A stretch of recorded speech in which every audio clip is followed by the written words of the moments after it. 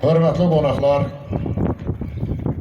əziz şəhid ailələri, ictimai birliyin nümayəndələri, Tovuz rayon icra hakimiyyəti nümayəndələri, hər birinizi salamlayıram.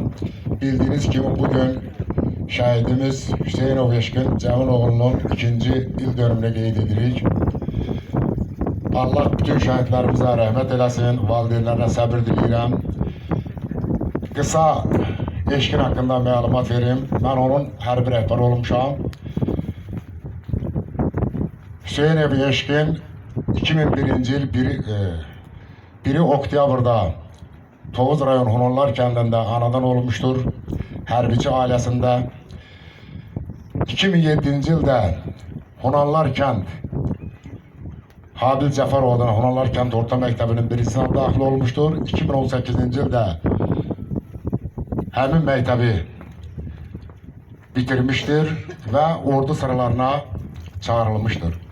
Ordu sıralarında xüsusi təyinatların tərkibində qulluq etmişdir, nümunəvi əskər olmuşdur. Fəxri fərman və valideynlərinə nümunəvi əskər kimi məktublar, təşəkkür məktubları göndərilmişdir.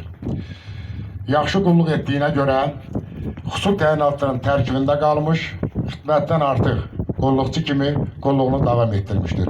Qulluq dövründə 44 günlük vətən müharibəsində qəhrəmanlıq göstərmiş, eləcə də bir neçə antiterror əməliyyatlarında iştirak eləmişdir. Buzluq yüksəlinin alınmasında, Fərrux yüksəlinin alınmasında, Qız dağının alınmasında, bir neçə 13-14 dənə strateji əhəmiyyətli yüksəllərin alınmasında qəhrəmanlıq göstərmişdir.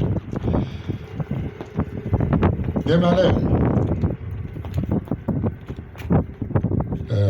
2023-cü il oktyabrın 5-də Şuşa şəhərində, deməli, Xəlfəli Tuş yolunda erməni faşistlərinin kolonu təxribat törətmək üçün gedərkən buna əmr tapşırıq verilmişdi. 3 yoldaşınla həmin kolonun qarşısına almış, atışma olmuş, 7-8 nəfər erməni dıqalarını məhv edərək yoldaşı ağır yaralanmışdır.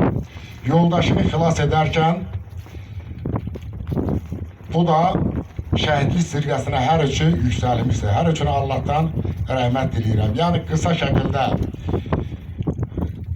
Eşqin haqqında məlumat verdim. Orta məktəbdə oxuduğu dövrdə isə həmişə o vətən haqqında, torpağımız necə olub 20% işğal altına düşüb.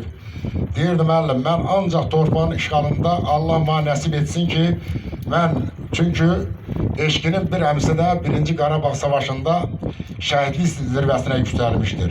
Eləcə də ata hərbiçi olub, Tovuz rayonunun bir neçə yüksəlinin ələ keçirilməsində qəhrəmanlıq göstərmişdir. Yəni bunun bu qəhrəmanlığı hamısı yenidən gəlir. Eşqinin bu göstərdiyi şikayətlər bizim Cənab Prezidentimiz Ali Baş Komandan tərəfindən orden medallarla təltif edilmişdir. Allah'tan bütün şəhidlərimizə rəhmət diləyirəm. Mən xahiş edirəm, bir dəqiqəlik sükutla bütün şəhidlərimizi yad edək.